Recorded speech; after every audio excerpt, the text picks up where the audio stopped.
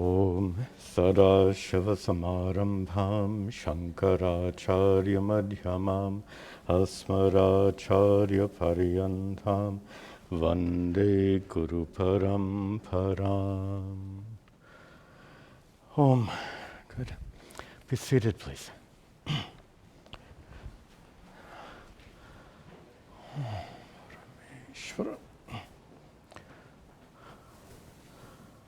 Om. Om.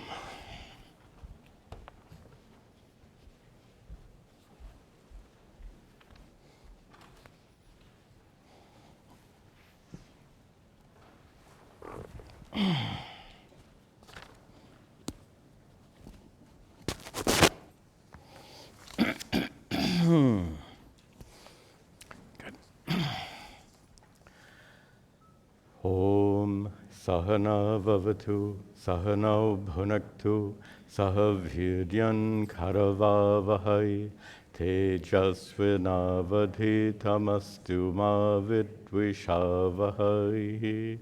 Om Shanti Shanti Shanti. Om. Good. Nice to see you all here today. And welcome also to all of our students viewing on YouTube. We'll continue today our study of Chapter 9, Guhya Vidya, Raja Vidya, Raja Guhyam, the royal secret knowledge, knowledge of reality, knowledge of absolute truth. We'll begin with recitation. We'll start with verse 4. As always, as I'm chanting, read and understand the translation, and then repeat after me. Maya tatamidam sarvam, Maya tatamidam sarvam, Jagadavyakta murtina, Jagadavyakta murtina, Matsthani sarva bhutani, Matsthani sarva bhutani, Nachaham teshvavastitaha, Nachaham teshvavastitaha, Nacha matsthani bhutani, Nacha matsthani bhutani, Pashya me yogamaishwaram, Pashya me yogamaishwaram, Bhuta bhrannacha bhutasto, Bhuta bhrannacha bhutasto, Mamatma bhuta bhavanaha, Mamatma bhuta bhavanaha, Yatha khashastito nityam, Yatha khashastito nityam, Vayu sarvatra go mahan, Vayu sarvatra go mahan, Tatha sarvani bhutani, Tatha sarvani bhutani, Matsthanityupadharaya, Matsthanityupadharaya, Sarva bhutani kaunteya, Sarva bhutani kaunteya, Prakritam yanti mamikam, Prakritam yanti mamikam, Kalpakshaye punasthani, Kalpakshaye punasthani, Kalpadau visrajamyaham, Kalpadau visrajamyaham, Prakritam swamavashtabhya, Prakritam swamavashtabhya, Visrajami punah punaha, Visrajami punah punah, Bhutagramamimam kritsnam, Bhutagramamimam kritsnam, Avasham prakritirvashata, Avasham prakritirvashata. It's a good place to pause. Okay. We're right in the midst of a very powerful, arguably one of the most powerful sections in the entire Bhagavad Gita. I showed you in the last class, we'll return to this today, but in the last class I showed you that powerful contrast between verse 4 and verse 5, this huge shift of perspective. And before we continue with our class today, we have to make sure that we understand these two perspectives. If we don't, we simply won't understand what Sri Krishna is teaching here. Let me go to the board. I had written some of that up there in the last class. We said these two perspectives. How about if we use some modern terminology and call them point of view? We have 2 points of view, an empirical point of view, and it's okay, and an absolute point of view. And the Sanskrit terminology for these English terms are vyavaharika satta, that's a mouthful, and paramartika satta is the absolute point of view. So when we adopt one of these point of views or another, and we look at Ishvara, the God of the cosmos, looks very different depending on what point of view you adopt. From the empirical point of view, we understand Ishvara to be immanent, meaning pervading the world, here, now. All of this is Ishvara, all of this is in Ishvara, all of this is non-separate from Ishvara. We'll return to this teaching in today's class. But then we can shift our perspective to this absolute perspective, the paramartika satta, and then we see a transcendent aspect of Ishvara, and Ishvara who's beyond the world, not here now. Immanent means here now. Transcendent means not here ever. Beyond, absolutely transcendent. And I suggested that we use some other terminology. Obviously, immanent and transcendent are words borrowed from Western philosophy. But I neglected to make an important connection for you in the last class. I did say that we have the Ishvara can be understood from an immanent point of view or a transcendent point of view, and I didn't even finish the expressions. Ishvara from an immanent point, Ishvara from this empirical point of view, Ishvara who's here now is often called Apara Brahma, the so-called lower Brahman. If Brahman can be lower, this is the lower, and I'll show you why that term is used. And then we use the term, you're probably more familiar with the term Parabrahma, the higher aspect of Brahman. So Aparabrahma and Parabrahma, these are like technical terms. I think they're found in Upanishads, but 2 terms that you have heard, which will help you a lot, is Saguna. Sorry, I'm not writing properly here. Saguna Brahma and Nirguna Brahman. These terms you've heard, Saguna and Nirguna. Saguna means with qualities, with attributes. And being a creator is an attribute. Being a sustainer, a destroyer, attributes. Being the karma paladatta, the giver of the fruits of actions, is an attribute. All of these describe Ishvara as Saguna Brahman. But then we look at, from this absolute standpoint, we have to look at Ishvara not from the standpoint of creator, sustainer, destroyer, not from the standpoint of being karma paladatta, the one who blesses you, gives you blessings, but Ishvara without any attributes whatsoever. That's what we call Nirguna Brahman. So these terms you're more familiar with. So Saguna Brahman, by the way, Saguna Brahman is really a synonym for Ishvara. Ishvara is perhaps the most common word we use for God, so to speak. And I have to say God, so to speak, because this is obviously not the God of the Bible or other traditions, but God as understood by the sages of ancient India, the rishis. So Ishvara, as creator, sustainer, destroyer, karma, paladata, etc., is a synonym for Saguna Brahman. Ishvara is not Nirguna Brahman, because Nirguna Brahman is not creator, sustainer, destroyer. We're talking about this transcendent perspective, and we illustrated those two perspectives with the metaphor of the dream and dreamer. So you create your dream world, and you project yourself into your dream world. You are present throughout your dream world. This is all the empirical, it's a metaphor for the empirical perspective.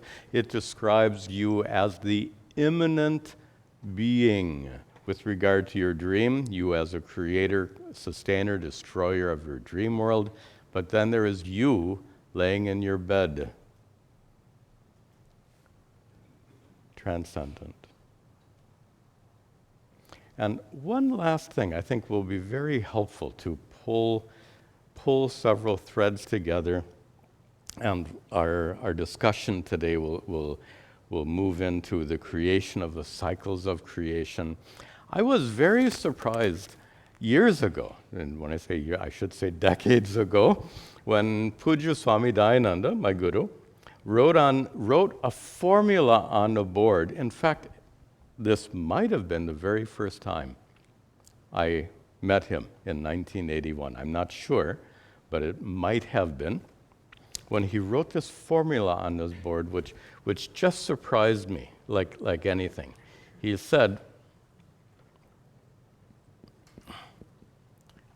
I'm having some difficulty today, excuse me. He said, Ishvara equals Brahman, and this is specifically the Nirguna Brahman, plus Maya. I'll explain this. A formula. How bold, if you think about it, how bold for a spiritual teacher to get up in front of an audience and put things in such clarity that he could actually put it in the form of an equation. That kind of precision of thought, that kind of clarity is remarkable. How many spiritual lectures have you been to, and you just love, it's very uplifting and wonderful, and you walk out the door and what was it he taught? There's often a lack of clarity and precision of expression. But one thing Puja Swami Tadatmananda was renowned for is exactly that, clarity and precision of expression. And here we get a good example of that. Ishvara Saguna Brahman. Saguna Brahman is Nirguna Brahman with attributes, and the source of those attributes is Maya. And we're going to talk much more about Maya today. Maya, as you've heard me explain before, the best way to understand Maya is creative power, creative capacity, a power of creation, sustaining, destroying, wielded by Ishvara. So that Maya belongs to Ishvara. It's like Ishvara, you find this metaphor in many commentaries. Apparently, magicians and magic shows must have been popular in ancient India. And the reason I'm suggesting that is we find the metaphor of a magician in many commentaries. So there's the story of there's a story that's been actually recorded in commentaries. I have no idea how true it is, but apparently in ancient times there was a magic trick where the magician would take a length of rope, throw it up in the sky, it would hang there, and then he would climb, he would pull himself up the rope. How, if that was ever done or not, I have no idea, but that's the story. So anyway, this idea of magician, we've been using largely this dreamer metaphor, but the magician metaphor works also, and that is the magician has this power of Maya, and Maya in a vernacular sense can mean magic. Maya in a Vedantic sense does not mean magic. Please don't use that translation or anything like it. Power of creation. That Maya is a collection of all those qualities and attributes through which Nirguna Brahman becomes Sadguna Brahman, creator, sustainer, destroyer. Okay, and I want to wrap this up at the board shortly and then return to our text. There's a lot in the text. But one last thing I'd like to show you here is seeing this equation, many staunch followers of Advaita Vedanta will get offended. Why did they get offended? It says, you're teaching Advaita Vedanta, right? Non-dual? 1, 2. Where is non-duality? When you write it out like this, it seems to violate this basic teaching of non-duality. It doesn't at all. A few of you might remember some college-level mathematics where there's such a thing as imaginary numbers. Remember those? That I? That represented, I'm not going to bore you with all of this stuff, but it's a little bit like the use of imaginary numbers. Let me not use that, but let me do it like this. How about 1 plus 0 equals 1. And why do we write it like that? Because Maya is nothing. Maya is not as real as Brahman. Like imaginary numbers are not as real as real numbers.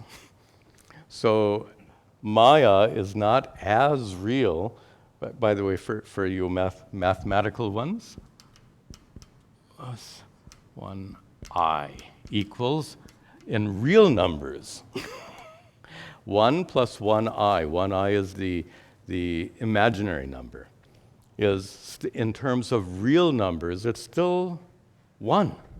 Anyway, that's beside the point.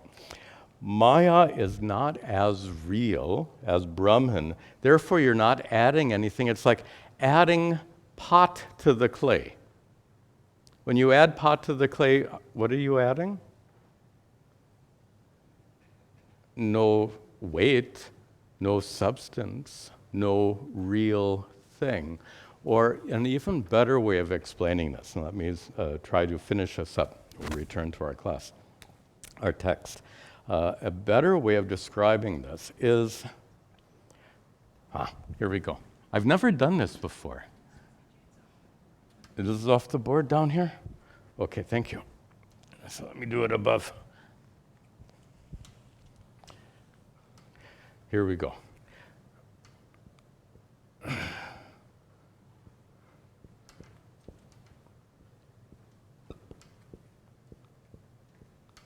How's that? Dreamer, creator, sustainer, destroyer of the dream world, is who? You plus the dream world. The dream world is not as real as you, right? The dream world comes and goes. You, the dreamer, are an abiding entity. The dream world is not as real as you are, so you plus dream is like 1 plus 0. You plus dream is like Brahman plus Maya, 1 plus 0. I'm just showing you how this very bold equation that Pujya Swamiji wrote on the board so many years ago does not violate any principles of Advaita Vedanta, but in fact gives you some deep insight into the teachings. of Advaita Vedanta. We'll come back to this as we're going through the verses, but let's come to our text.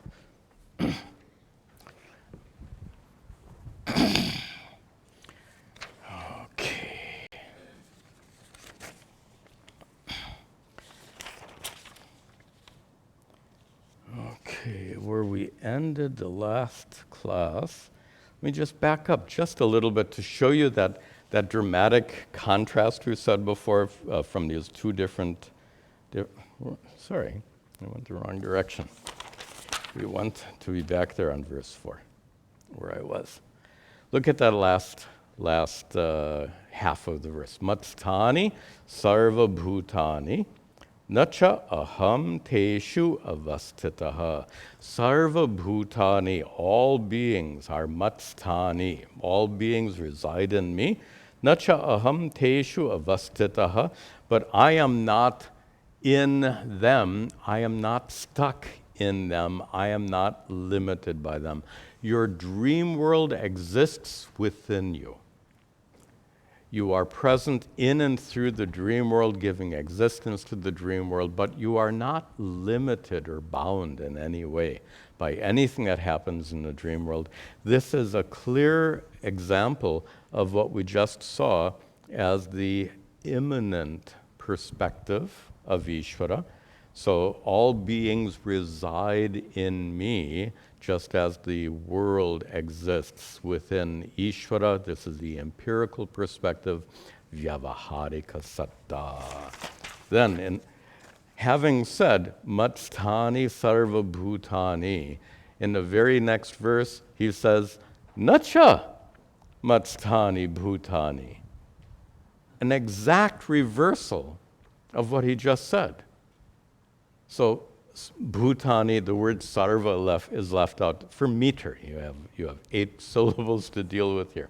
So sarva gets left out. Sarva bhutani, all beings, namatstani, they don't abide in me.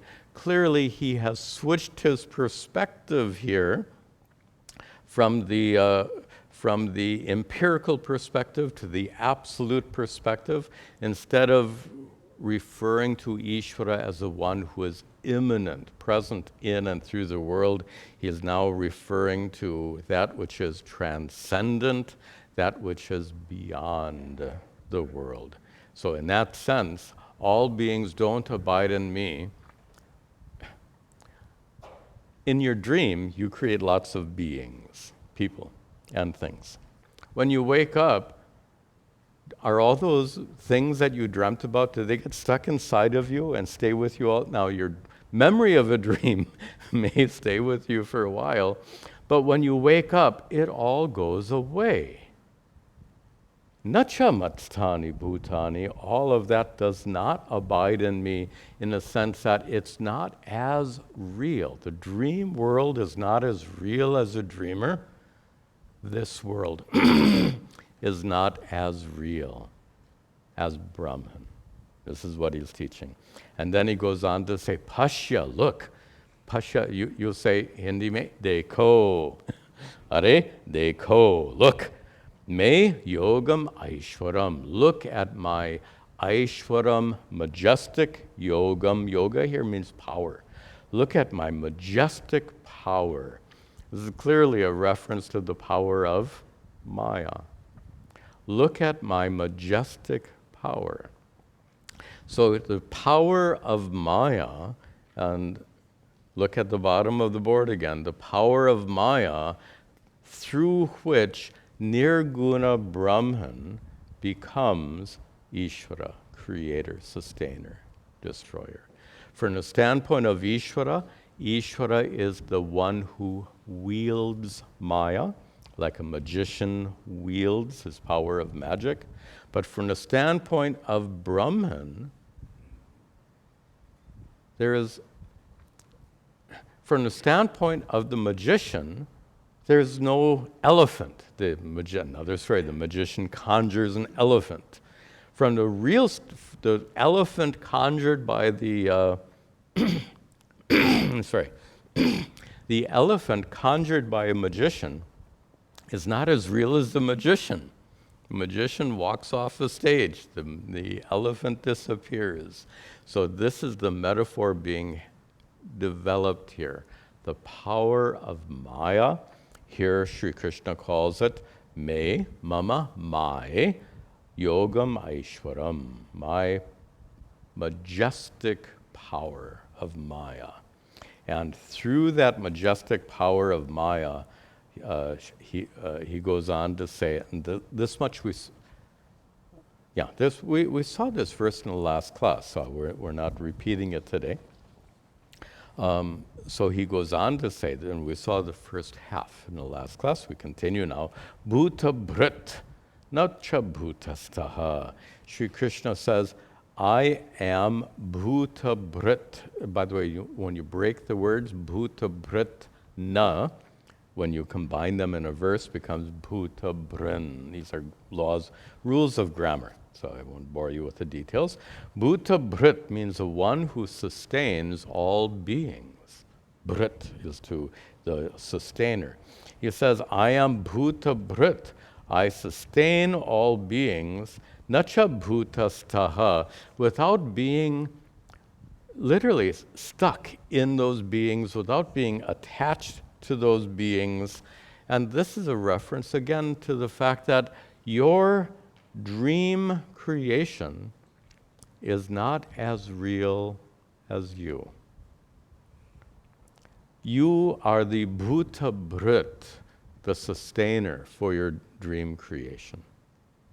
But you are not Bhutastaha, you are not bound by your dream creation, not limited by your dream creation, because your dream creation is not as real as you are.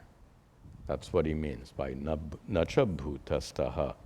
And he concludes by saying, Mama Atma, my true self, bhuta bhavanaha, is the bhavana, that which gives existence to bhuta, everything that is.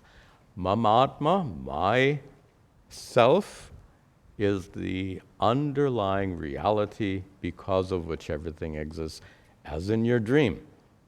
And from both perspectives. As the dreamer, you project that dream world within yourself. That dream world exists within yourself. All of this is at the empirical level of reality. And then at the same time, notice these two levels of reality are simultaneously true. They're two perspectives. And one doesn't replace the other. And give me a moment to make this point very clear, because I think it needs to be made clear.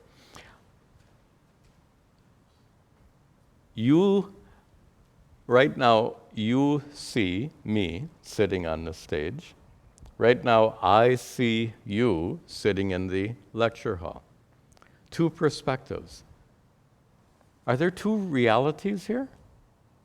There's one room, one classroom, but two completely different perspectives on that same classroom. Please note, one doesn't cancel out the other. They are simultaneously true. So here we have two simultaneously true truths. One is the empirical truth that there is Ishvara, who is the creator, sustainer, destroyer of the universe. And then there is the absolute truth, that there is a transcendent aspect of Ishvara. The transcendent aspect of Ishvara we call Nirguna Brahman. And from that perspective, Brahman is not. Nirguna Brahman cannot be called creator, sustainer, destroyer, because those are gunas. Brahman being Nirguna Brahman, being Nirguna. The best way of explaining is Brahman is the reality because of which Ishvara exists. That's where we're left. The reality because of which Ishvara exists as a creator, sustainer, destroyer, that reality we call Nirguna Brahman. Okay, We're done with this verse and this very, very profound subject matter. Before we move on to the next verse, the commentator, as you know, I've mentioned several times that in past years when we've studied the Bhagavad Gita, I've always referred to Shankaracharya's commentary. But this time, since we're teaching it, we're teaching the Bhagavad Gita several times, I'm choosing to use the commentary of Madhusudana Saraswati. And he makes some very interesting points. So here he makes a point, a warning. He says, don't apply, and he uses these technical terms. Don't apply this idea of adhara and adeya, technical Sanskrit terms. And basically they mean container and contained for these two words. Adhara is the container, adeya, that which is contained. So you might think that Ishvara is the container in which the world is contained. This is a common perspective. We said that everything exists in Ishvara, and going back to our dream metaphor, you, the dreamer, you the creator, sustainer, destroyer of your dream world, you create that dream which exists within you. So there is a container-contained relationship here, an adhara-adeya relationship, as Madhusudana Saraswati calls it. But he says you cannot apply that at this higher standpoint, at this transcendent standpoint, this absolute standpoint. And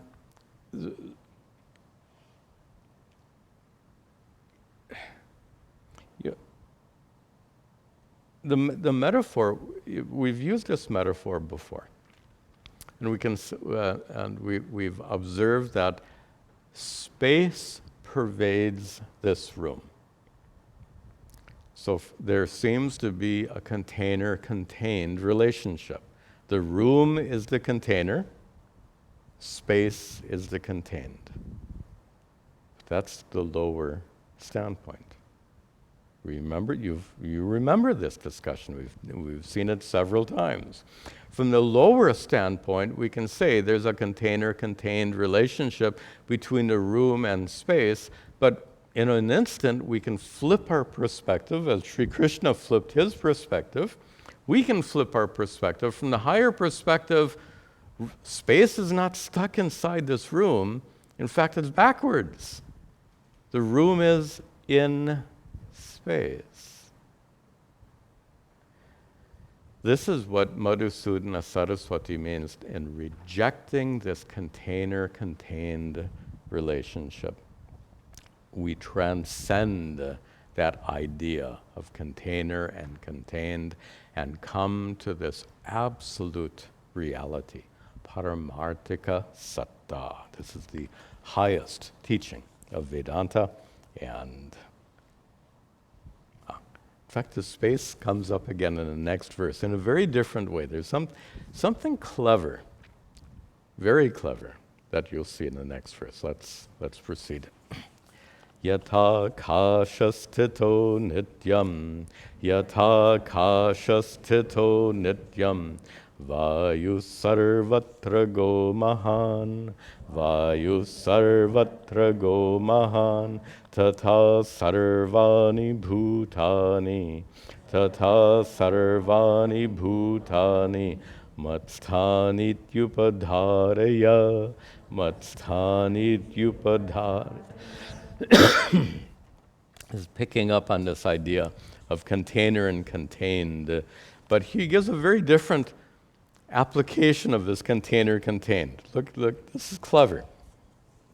Where Sri Krishna says, start in the second line, Vayuhu, air. Vayu, air, is sarvatraga, all-pervasive, mahan, and vast. So all-pervasive air, which is vast, is in first line, akashastitaha nityam. Air nityam, always, Akasha stitaha is stita, it abides, akasha, in space. Air abides in space. Now, we know very well that in outer space, there's no air. We've been there, we know that. Ancient rishis didn't know that atmosphere clings to the surface of our planet, a very thin layer of atmosphere clinging to our planet, I think due to gravity. The ancient rishis didn't know this, so they thought that the air that we breathe extends into the heavens. They couldn't think otherwise. That was part of their pre-scientific worldview. So from their standpoint, wherever there is space, there is air. Again, you have to really, in order to get this metaphor, you have to think like the ancient rishis thought. And they thought that space was filled with air. So this is the image. Get that image? All infinite space filled with an infinite quantity of air. This is their metaphor. It doesn't work in modern times, but it worked in ancient times. So yatha, just as infinite space is filled with an infinite quantity of air, second half tata, in the same way, sarvani bhutani, all beings, matstani, abide in me. Iti upadharaya. Iti, thus, upadharaya, thus you should understand, thus you should ascertain that all beings abide in me. We just showed in a prior verse a problem with this container and contained. When you say, matstani sarva bhutani, 2 verses ago, that got negated, right? From the higher perspective, because of this container-contained problem. Brahman is big. Brahman is not a container in which the world exists. So that got negated. And here in this verse is an attempt to correct this container-contained metaphor. Sorry, this is a little complicated, I guess. Let me try to make it more simple. He gave a metaphor, and you've heard me say before that every metaphor is defective. So to say all beings exist within Ishvara, like air, like space exists within this room, is a metaphor. Try this. Like space exists within this room, all beings exist within Ishvara. It's a metaphor, and like all metaphors, it's defective. It makes a point, a helpful point, but every metaphor is limited in its scope. Every metaphor has a defect, and we just talked about the defect, this container-contained problem that Madhusudana Saraswati wrote about. But now, suppose we take that metaphor and improve it. How about instead of space in this room, we're going to have a new and improved metaphor. Instead of space in the room, in infinite space full of infinite air. This is his new metaphor here. Limitless space filled with limitless air. This is a brand new metaphor. And this metaphor is used to talk about sarvani matstani, sarvani bhutani matstani. So the metaphor he gave 2 verses ago, he's correcting now by saying, all creatures exist in me like infinite air exists in infinite space. Again, we don't accept infinite air in modern times, but understanding their metaphor, infinite air and infinite space, how does that correct the metaphor? We now have an infinite container. This room is not an infinite container. Therefore, we can shift our perspective and go beyond the room. That's the limitation of this, of air, of space inside this room. The room is finite, a finite container, and that's where the limitation of the metaphor comes. Suppose we have not a finite container, suppose we have an infinite container. Space represents that infinite container.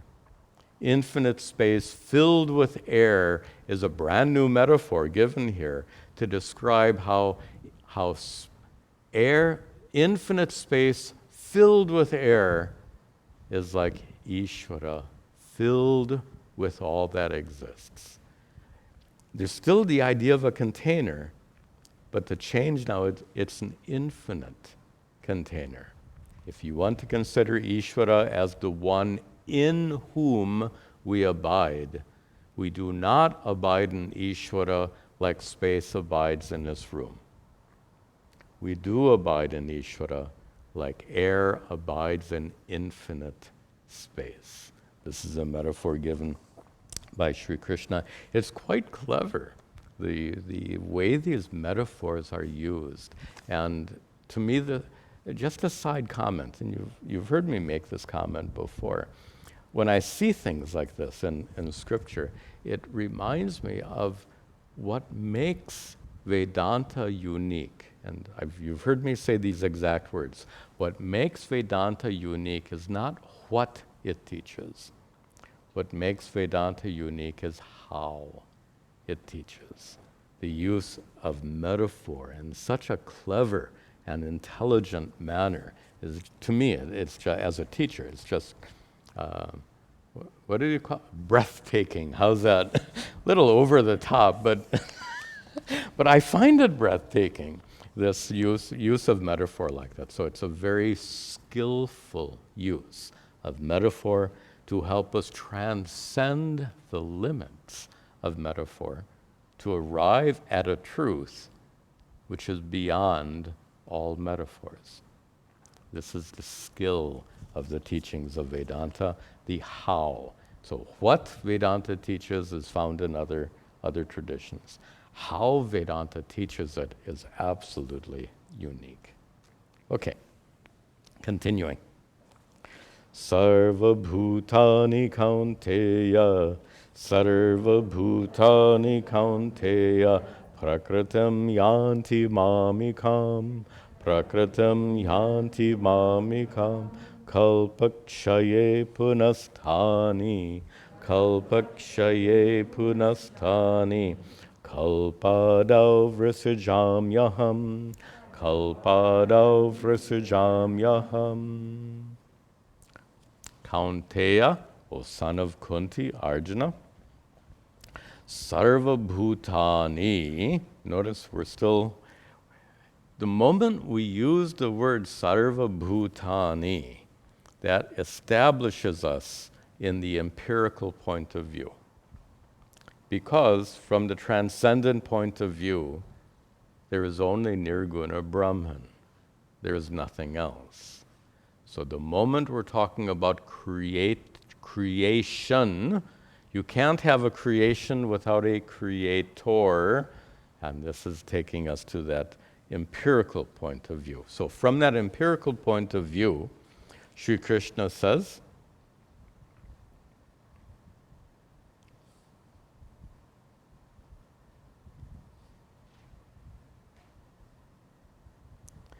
to get the meaning here, we have to start way down in the third quarter, kalpakshaye.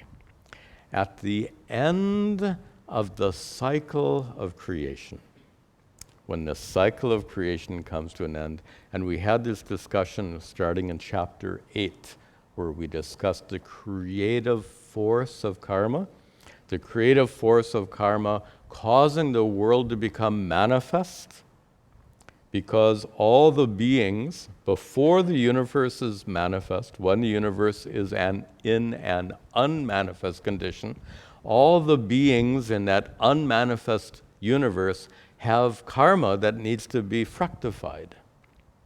Therefore, it is the force of karma that causes the unmanifest universe to become unmanifest again, so that all those karmas can be fructified.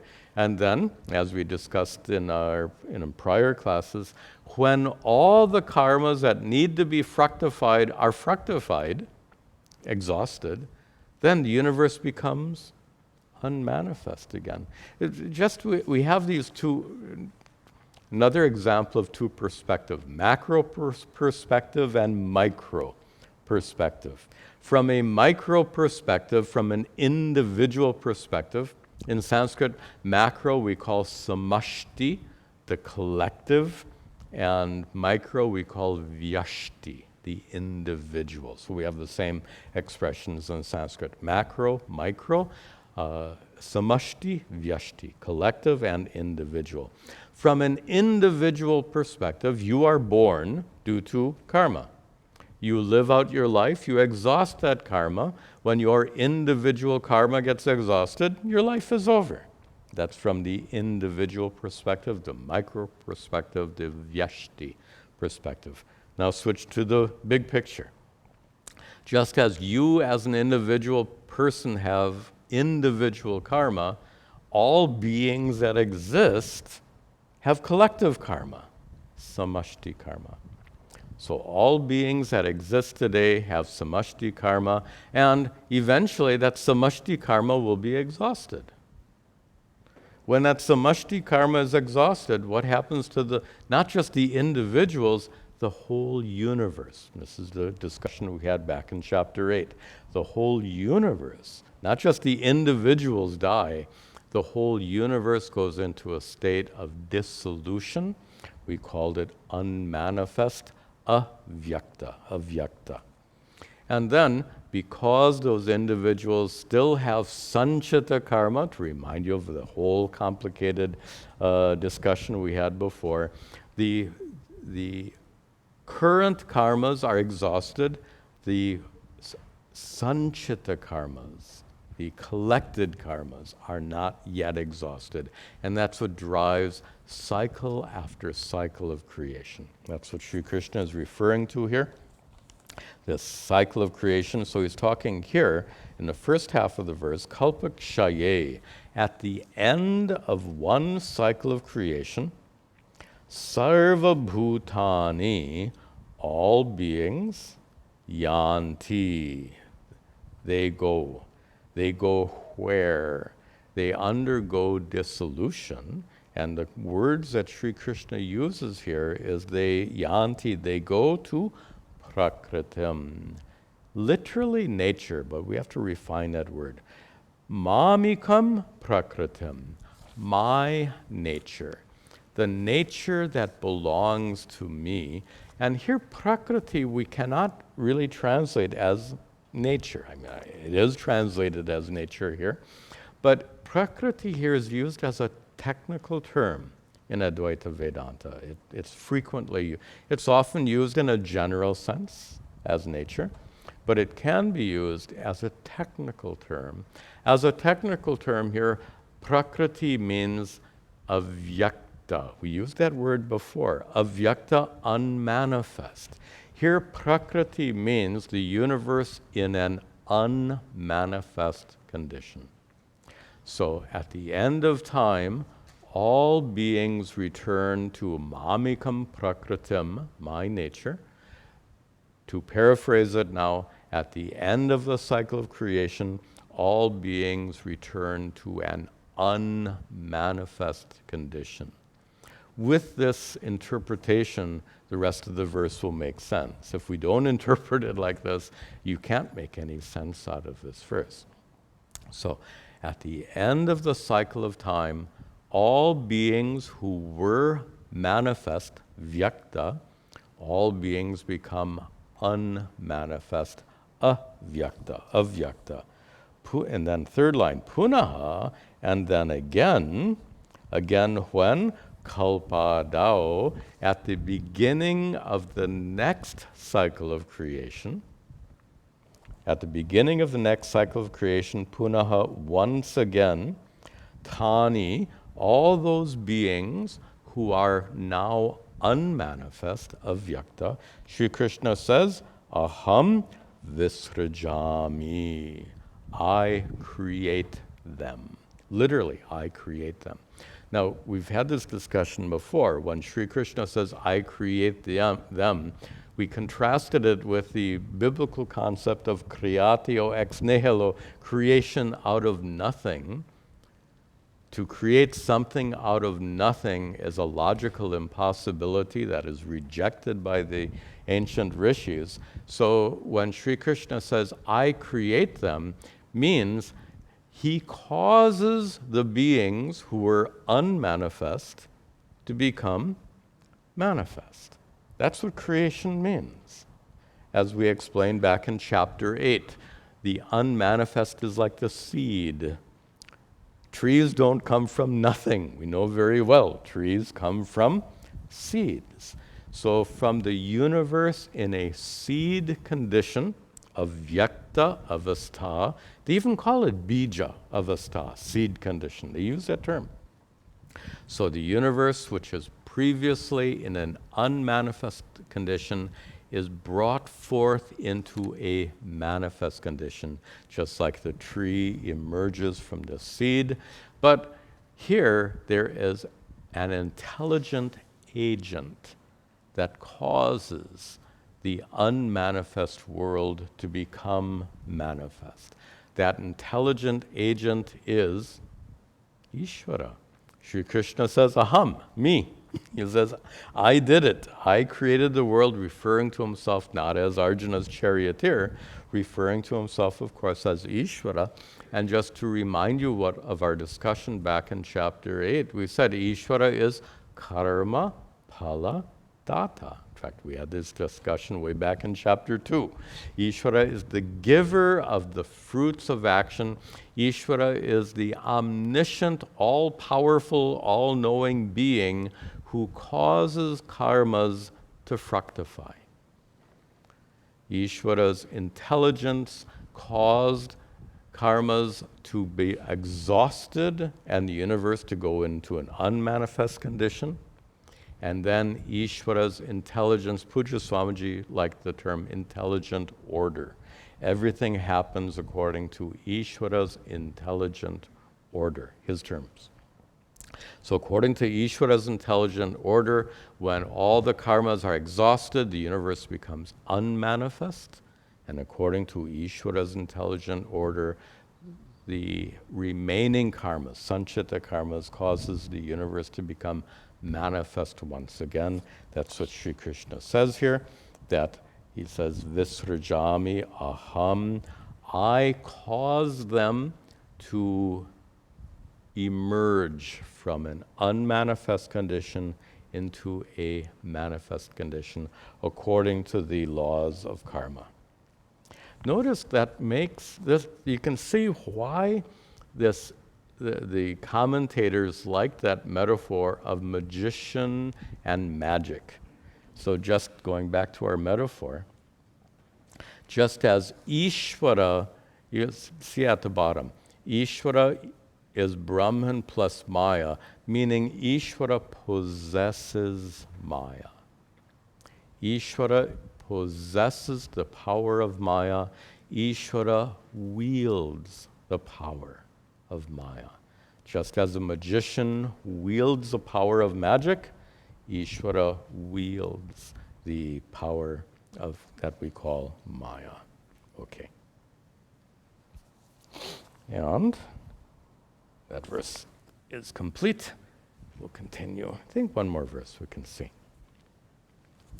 Prakritam swamavashtabhya, prakritam swamavashtabhya, Vrasajami punaf punaha, Vrasajami punaf punaha, Bhutagramamimam kritsnam, Bhutagramamimam kritsnam, Avasham prakritirvashat, Avasham prakritirvashat.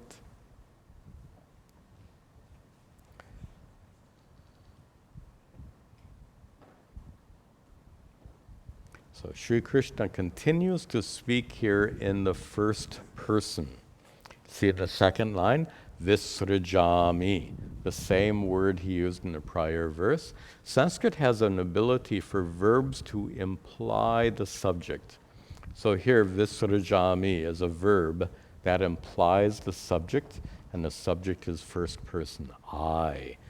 Sri Krishna says, visrajami, I what?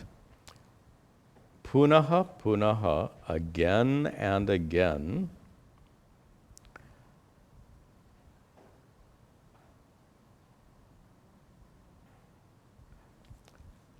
Visrajami, I again and again create. In the third line, bhuta gramam imam kritsnam.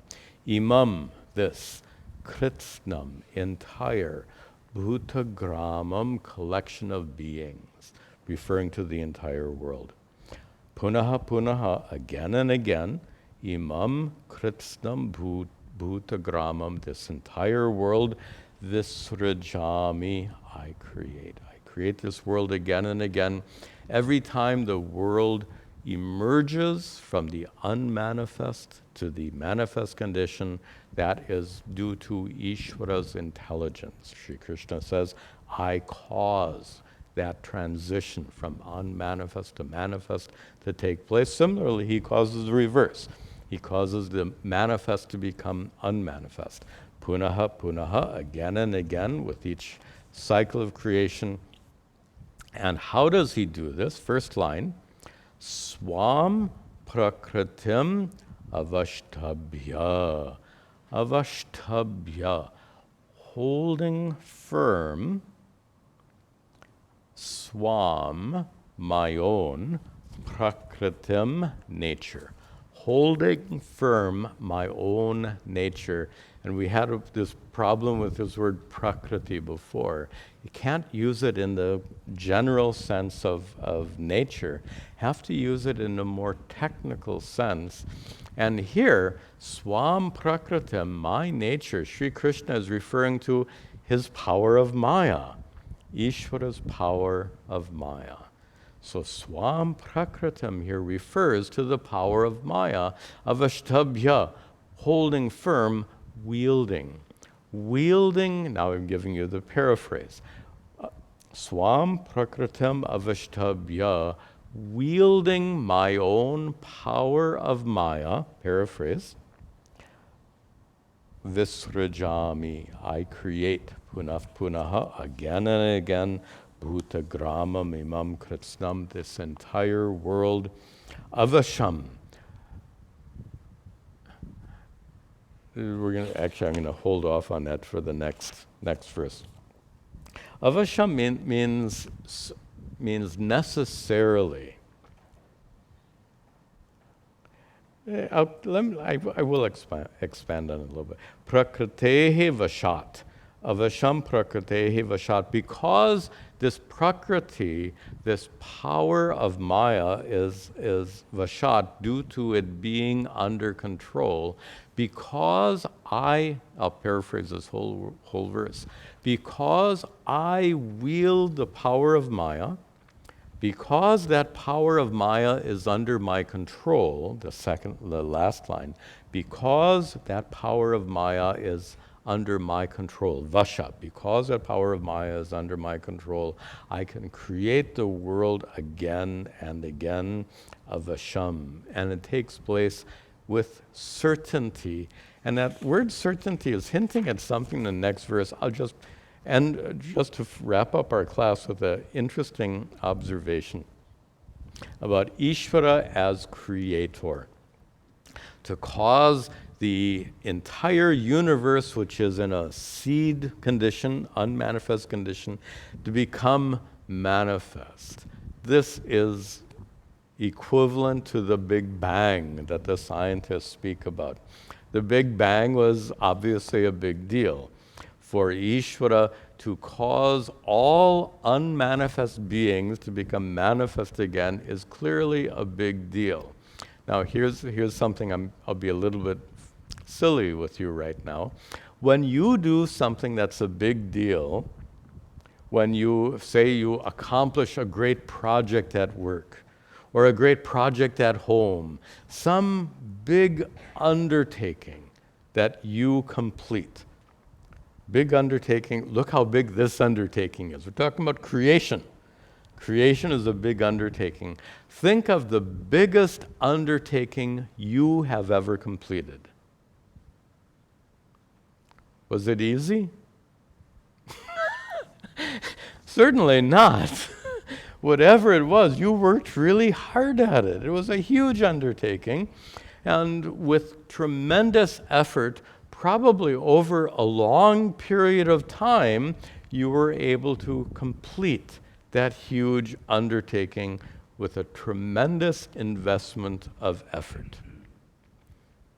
How much effort does it take for Ishvara to create the universe? That's what that word avasham is hinting at, and we're going to see it more in the next class. Ishvara, when Ishvara causes all unmanifest beings to become manifest again, he does so effortlessly. When a magician creates when a magician creates an apple in his hand, small, or if a magician creates a huge elephant, does it take more effort for the magician to create the huge elephant than the little apple? Because it's magic, both are effortless, right? Just staying with our metaphor of a real magician. Don't ask me if anyone could ever do this, that's not our topic.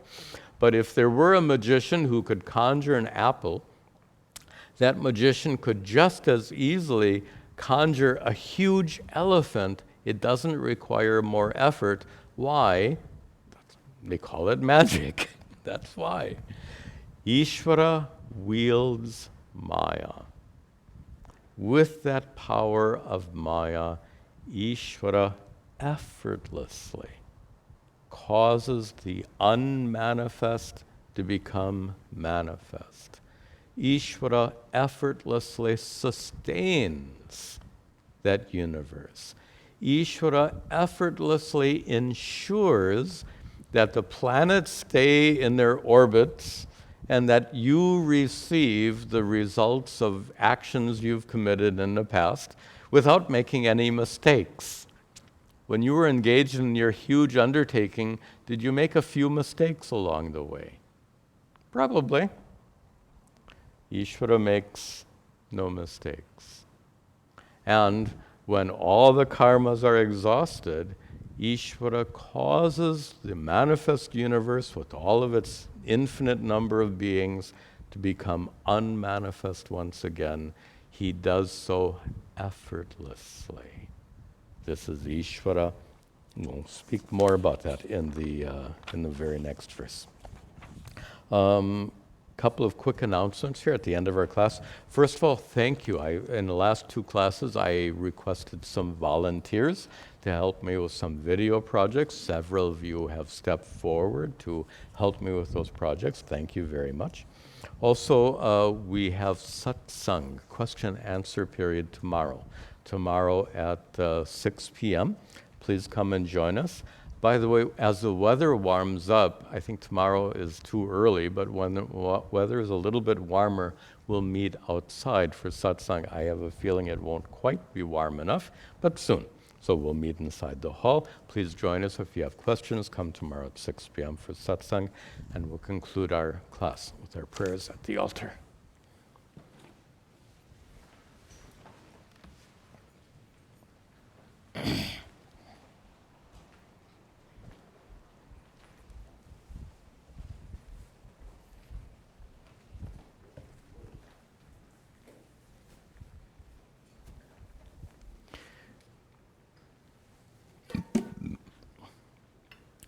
Om Gananahan Tva Ganapatigam Avamahe Kavingavina Upamashravastamam Jeshtarajam Brahmanam Brahmanaspatahana Shranvan Hutabesira Sadhanam Om Mahaganapataye Namaha Ishvaro Gururatmeti Murti Bheda Vibhagine Vyomavad Vyapta Dehaya Dakshinamurtaye Namaha Vasudeva Sutam Devam Kamsachanuramardanam Devaki Paramhanandam Krishnam Vande Jagadguru. Om Sarve Bhavantu Sukhinaha Sarve Santu Niramayaha Sarve Bhadrani Pashyantu Ma Kaschad Dukkha Bhag Bhavet Asato Ma Satkamaya Tamaso Ma Jyotirgamaya Mrityor Ma Hamritangamaya. Om Shanti Shanti Shanti. Om Tat Sat.